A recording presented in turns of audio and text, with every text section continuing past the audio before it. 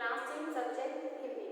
So students, आज हम class 10 Shubham Bharti Hindi सामान्य का पाठ 10 पढ़ेंगे। पाठ 10 है हमारा अमीर खुशरू। सो स्टूडेंट्स, इस पाठ को पढ़ने से पहले इस पाठ का अध्ययन करने से पहले हम अमीर खुशरू के जीवन से जुड़ी हुई कुछ बातों के बारे में जान लेते हैं।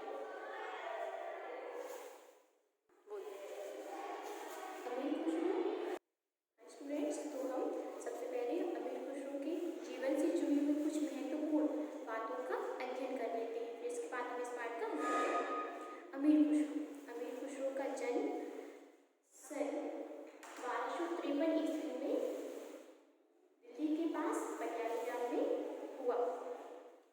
ये हिंदी साहित्य के प्रमुख शायर, गायक और संगीतकार थे और इन्होंने अपनी रचनाएं हिंदू और उर्दू दोनों भाषाओं में की। खुसरू का परिवार कई पीढ़ियों से राज दरबार से संबंधित था, इसलिए स्वयं खुसरू ने 8 सुल्तानों का शासनकाल अपने जीवन काल में देखा है।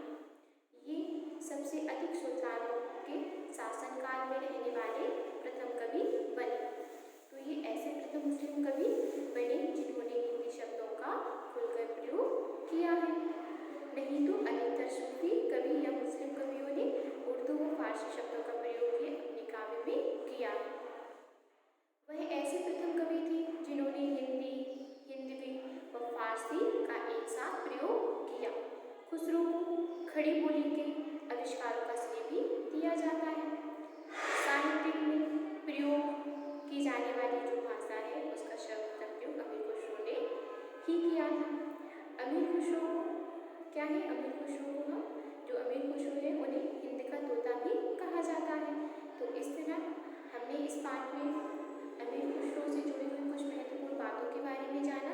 अब हम इस पाठ का अध्ययन करते हैं।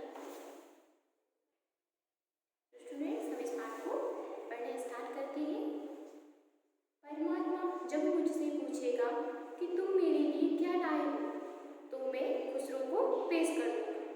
ये उद्गार प्रसिद्ध संत हजरत निजामुद्दीन औलिया के अपने शिष्य के प्रति थे। तो उद्गार में क्या होता है? मन और आत्मा को उद्भव करते जो विचार निकलते हैं उसे कहते हैं उद्गार। तो ये उद्गार किसके थे? जो प्रसिद्ध जो संत हजरत निजामुद्दीन जो औलिया थे उनके थे, अपने शिष्य के प्रति। आगे गुरु कहा करते थे, अगर कब्र में 2 लोगों को दफन किया जाता तो मैं चाहता कि खुसरू को मेरे साथ ही दफन किया जाए। ऐसी आत्मीय गुरु कृपा के पात्र थे अमीर खुसरू। तो इससे हमें पता चला कि जो अमीर खुसरू है उनके गुरु कौन थे? प्रसिद्ध संत हजरत निजामुद्दीन औलिया थे उनके गुरु। ठीक है, जो अपने शिष्य से कितना है आत्मीय बहुत प्रेम करते थे। ठीक है, वैसे तो क्या होता है हम जानते हैं कि कब्र जो रहती है वो उसमें क्या है सिर्फ एक ही व्यक्ति को क्या दफन किया जा सकता है। लेकिन यहाँ पर उनके गुरु कहते हैं कि जैसे हम भगवान के पास जाते हैं तो भगवान से क्या है हमेशा कुछ ना कुछ मांगते ही रहते हैं। तो यहाँ पर जो उनके गुरु कहते हैं कि जब मुझसे परमात्मा पूछेगा कि मैं उनके लिए क्या लाया हूँ, जब परमात्मा उससे पूछेंगे कि तुम मेरे लिए क्या लाए हो, तो वो क्या करेंगे कि खुसरू को पेश कर देंगे, है ना। और वो ये भी चाहते थे कि यदि ऐसा हो कि कब्र में 2 लोगों को क्या किए 2 लोग दफन किया जाता तो मैं वो क्या चाहते हैं खुसरू को मेरे साथ ही दफन किया जाए। ऐसा वो अभूत इतना प्रेम करते थे वह अपने शिष्य से। आगे अमीर खुसरू का जो परिवार है वह तुर्की देश से आकर भारत में बसा था। इसका अर्थ है कि अमीर खुसरू जो उनके पूर्वज जो है वह क्या है भारत के मूल रूप से निवासी नहीं थे। वो क्या थे तुर्की देश से आकर भारत में बसे थे। इनका जन्म सन 1253 ईस्वी में दिल्ली के पास पटियाला ग्राम में हुआ था। और अमीर खुसरू उनके बचपन का नाम अबुल हसन यमीनुद्दीन था। ये बचपन से ही विवेकशील थे, साथ ही स्वभाव से अत्यंत सुशील, कुशाग्र, मेधावी थे। मतलब कैसे थे कि बहुत ही सुशील थे, सभ्य थे, कुशाग्र व मेधावी थे। खुसरू के पिता एक जागीरदार थे। खुसरू के जो पिता थे वो कौन थे? जागीरदार थे। उनका कई दरबारों से संपर्क था। और उनका क्या था? कई दरबारों से संपर्क था। वे अनेक बादशाहों के विश्वास पात्र थे। अनेक जो बादशाह हुए तो उनके क्या थे? वे विश्वास पात्र थे। और इसके बाद आगे है पिता की मृत्यु के बाद, जब खुसरू के पिता उनके पिता की जब मृत्यु हुई उसके बाद खुसरू अपने नाना के घर ननिहाल दिल्ली आ गए। यही वे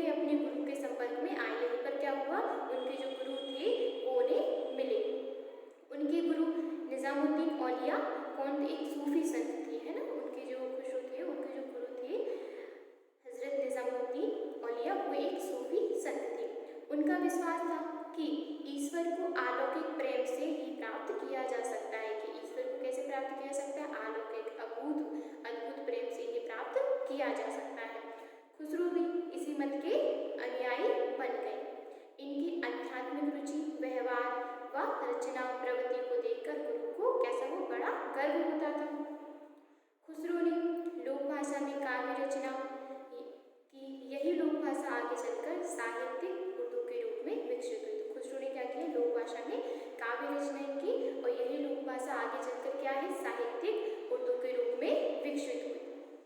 उनके काव्य की सरलता ने लोगों को प्रभावित किया। तो खुसरो जो उनके काव्य इतने सरल सहज रहते थे कि वो लोगों को प्रभावित सहज रूप से कर ही लेते थे। उन्होंने रहस्य भरी मनोरंजक बातें पहेलियों के द्वारा प्रस्तुत की। एक और यहाँ पर एक वाक्य दी गई है, इसे हम पढ़ते हैं। एक नार ने अचरज किया, सांप मार पिंजरे में दिया, ज्यों ज्यों सांप ताल को खाए, सूखे ताल सांप मर जाए।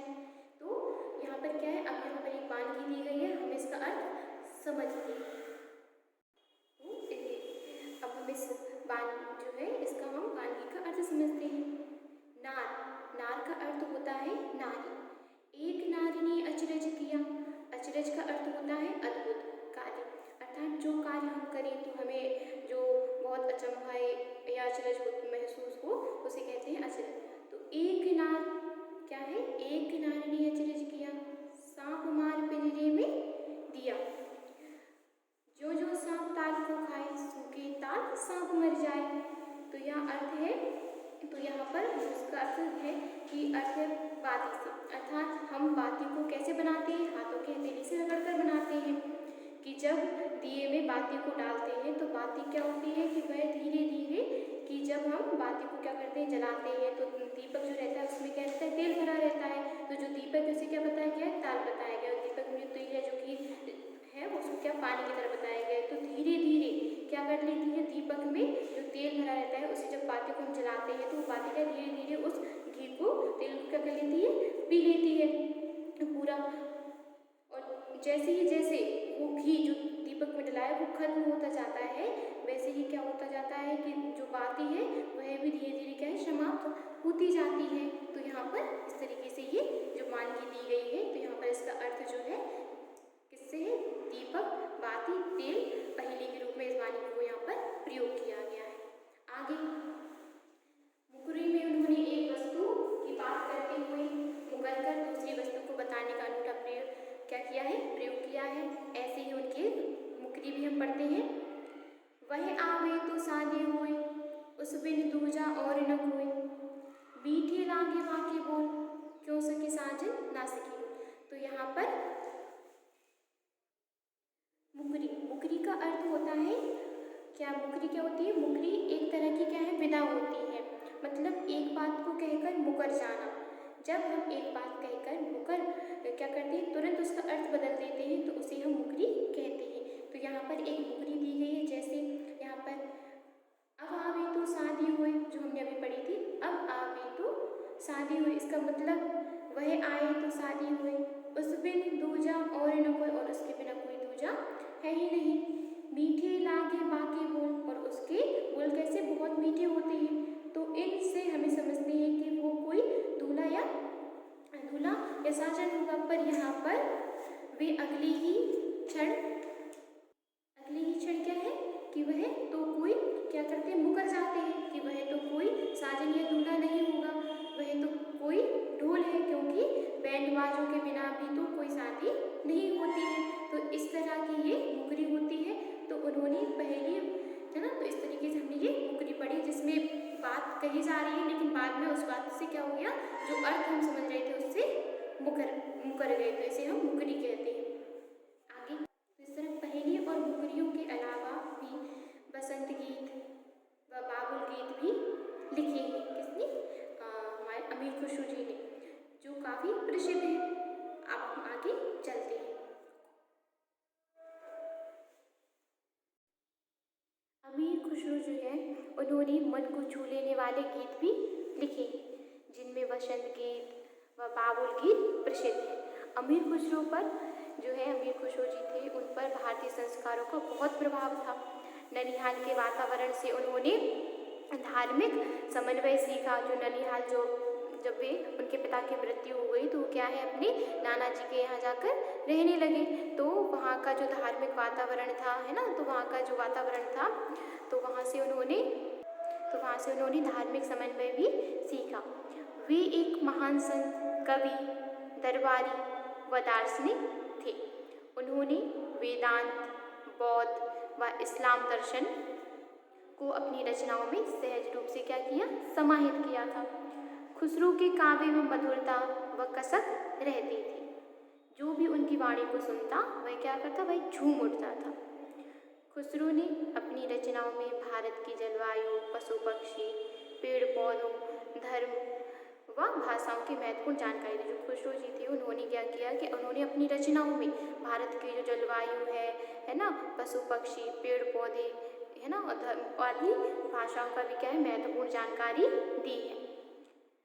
अपने काव्य में उन्होंने भारत की क्या की, खूब प्रशंसा की है। खुसरो ने लिखा है, यह मेरा वतन है, मेरी भारत माता है। उनका जीवन धर्म निरपेक्षता, देश प्रेम व इंसानी बराबरी का एक अच्छा उदाहरण है। अभी तो उनकी शिक्षाएं लोगों को जोड़ती हैं। क्या क्या करते हैं जो खुसरो जी हैं, उनकी जो तभी तो जो इतना सब कुछ उन्होंने लिखा है ना, इतना हमारे भारत के बारे में भी उन्होंने अपने काव्य में लिखा है। और उनकी ऐसी शिक्षाएं ही, तभी तो उनकी जो शिक्षाएं वो क्या करती हैं, हमारे क्या लोगों को जोड़ती हैं। वे हमें एक सच्चे हिंदुस्तानी की तरह रहना सिखाती हैं। आगे, अपने गुरु के प्रति खुसरो का समर्पण भाव अत्यंत प्रेरक है। जो खुसरो थे उनका अपने गुरु के प्रति कैसा जो समर्पण भाव वो कैसा था, बहुत प्रेरक था, है ना। वो अपने गुरु से बहुत स्नेह रखते थे। एक बार वे किसी काम से दिल्ली से बाहर गए हुए थे। एक बार क्या हुआ कि उन्हें अचानक किसी कार्य से क्या करना पड़ा, दिल्ली से बाहर जाना पड़ा। तो वहाँ वो दिल्ली से बाहर गए हुए थे और तब उन्हें क्या हुआ, तब उन्हें समाचार मिला कि हज़रत निज़ामुद्दीन औलिया का निधन हो गया, यानी कि उनके जो गुरु थे उनका क्या हो गया, निधन हो गया। अचानक से उन्होंने इस अनहोनी को सुना, वे कैसे सकते में आ गए, है ना, चकित एकदम से कैसे हो गए, सकते में आ गए तथा तत्काल ही क्या दिल्ली की ओर चल पड़े। जब वे गुरु के अंतिम दर्शन हेतु पहुँचे तो उनकी आंखों से क्या है, अश्रुधारा बह रही थी, है ना, उनकी आंखों से क्या है, अश्रु निकल रहे थे और उनका जो दिल है वह बहुत ज़्यादा दुखी था। उसी दशा में उन्होंने क्या है कहा, गोरी सोवे सेज पर, मुख पर डारे केस, चल खुसरो घर आपने, रैन भई चहु देश। तो यहाँ पर इन पंक्ति का अर्थ है, गोरी सोवे सेज पर, सेज का मतलब यहाँ पर चिता से है। जो पार्थिव है ना शरीर चिता पर लेटा हुआ है उसको देखते हुए वे लिखते हैं कि गोरी सोवे सेज पर, मुख पर डारे केस। मुख पर डारे केस का अर्थ क्या है कि पार्थिव शरीर को क्या कहता है, ढक दिया जाता है, मतलब उसका मुंह क्या है, ढका हुआ है, उसका मुंह ढक दिया जाता है। उस लाइन को उन्होंने लिखा है कि मुख पर डारे केस, चल खुसरो घर आपने, रैन भई चहु देश। रैन भई चहु देश, रैन का अर्थ यहाँ पे अंधकार से लिया गया है कि वह अपने गुरु के जाने से काफ़ी दुखी थे, इसलिए उन्होंने लिखा है कि चल खुसरो घर आपने, आप अपने घर वापस चलो। और क्योंकि चारों तरफ अंधकार छा गया है। और इन पंक्तियों को लिखने के बाद उन्होंने क्या किया, उन्हें वैराग्य प्राप्त हो गया था और यह उनकी आखिरी रचना थी। ये पंक्तियाँ ही उनके आखिरी काव्य या उनका कहा जाए उनका आखिरी काव्य था। उनका काव्य आज भी काफ़ी चाव से पढ़ा जाता है और सुना जाता है और उनका काव्य लोक भाषा में था, काफ़ी सरल और कैसा था, सहज था, तो जिसे लोग आज भी क्या है काफ़ी चाव से पढ़ते हैं, काफ़ी पसंद करते हैं, सुनते हैं। तो इस तरह आज हमने इस तरह जो अमीर खुसरो जो है इस पाठ में, तो इस तरह जो खुसरो थे वो क्या था, उन्हें जब उनके गुरु का निधन हुआ तो उन्होंने उनकी ये आखिरी रचना थी और इस तरह उन्होंने क्या हो गया, फिर उन्हें इसके बाद क्या हो गया, वैराग्य प्राप्त हो गया, है ना। यह उनकी अंतिम रचना थी, इसके बाद उन्हें वैराग्य हो गया। उनका काव्य आज भी लोग क्या है बहुत चाव से पढ़ते हैं, सुनते हैं, है ना। तो इस प्रकार से हमने इस पाठ में जाना कि किस प्रकार जो अमीर खुसरो थे वह किस प्रकार एक महान संत जो है